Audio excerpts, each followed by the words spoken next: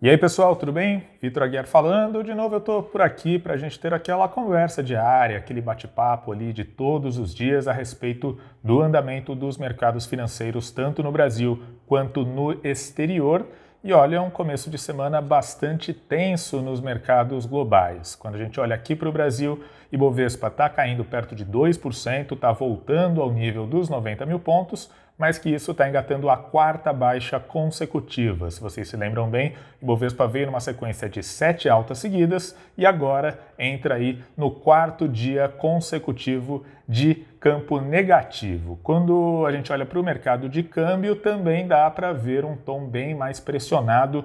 Dólar à vista vai subindo mais de 2%, com isso já volta ao patamar de R$ 5,18. Olhando para os mercados globais, bolsas da Europa caindo, bolsas dos Estados Unidos caindo e bolsas da Ásia fechando em queda generalizada. E, bom, o que está acontecendo nessa segunda-feira? Por que é que os investidores estão tão aí hesitantes, estão tão preocupados neste início de semana? Quando a gente olha para o exterior, dá para ver que os investidores estão com medo de uma segunda onda do coronavírus, de uma eventual segunda onda na Europa, na Ásia e nos Estados Unidos, né? Já começaram a surgir alguns novos casos ali na China e nos Estados Unidos, todo mundo sabe, está ali no início do processo de reabertura, então as pessoas estão começando a se aglomerar um pouco mais, né? Qual que é o resultado disso, né? Por que uma segunda onda do coronavírus é tão temida pelo mercado? Caso de fato a gente tenha aí novas evidências de que a Covid-19 está voltando a crescer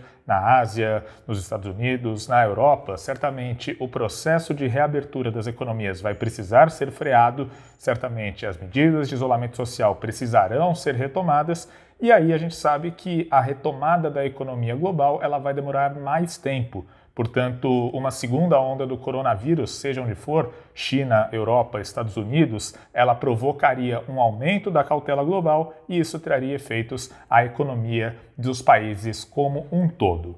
Dito isso, quando a gente olha para o Brasil, também dá para ver que os investidores domésticos estão sim preocupados com algumas questões locais e algumas questões ligadas ao cenário político, mais especificamente ao Ministério da Economia.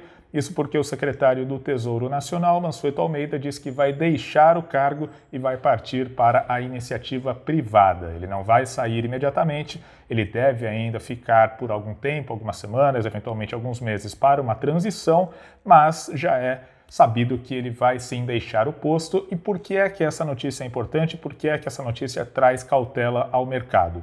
Mansueto é um nome muito respeitado pelos agentes financeiros e ele é tido como um dos pilares das reformas econômicas do ajuste fiscal do Brasil nos últimos anos. Ele chegou ao governo, ele chegou ao cargo ainda em abril de 2018, portanto ainda no governo Temer, e ele é tido ali como um defensor ferrenho das reformas e da agenda de ajuste fiscal. Portanto, a saída dele é vista pelo mercado como uma espécie de mau presságio em relação à continuidade da agenda de reformas, à continuidade da reforma, além das questões da pandemia do coronavírus, né? E é claro que a saída do Mansueto, um nome tão importante, traz sim um certo tom de pessimismo, uma certa cautela aos mercados como um todo. Afinal de contas, quando a gente fala, né, que o cenário político pesa ali sobre os mercados, quando a gente sempre cita ali as turbulências em Brasília, no fundo, a lógica do mercado é a de que essa turbulência ela poderá de alguma maneira, ela poderá de certa maneira mexer ali com os rumos da reforma. E, no fim das contas, a continuidade das reformas econômicas é o que importa para o mercado e sem o Mansueto essa continuidade ela fica muito comprometida. Claro que, né, o ministro da Economia, Paulo Guedes, ele continua no cargo e, de certa maneira, tem muitos agentes financeiros que dizem que a figura pivotal para as reformas seria o Guedes, mas sim, a saída do Mansueto é um golpe duro para a confiança dos investidores quanto à continuidade do ajuste fiscal e das reformas da economia. Resultado é Ibovespa em queda, dólar em alta. Bom, vou continuar aqui de olho no andamento dos mercados do Brasil, vou ficar aqui vendo se de fato o Ibovespa vai sim concretizar essa quarta baixa consecutiva. Por favor, peço que todos acompanhem lá a cobertura em tempo real do andamento dos mercados no seudinheiro.com. Qualquer novidade, a gente vai trazer tudo o mais rápido possível lá no nosso site, tá certo? Tchau, gente, um abraço e até amanhã.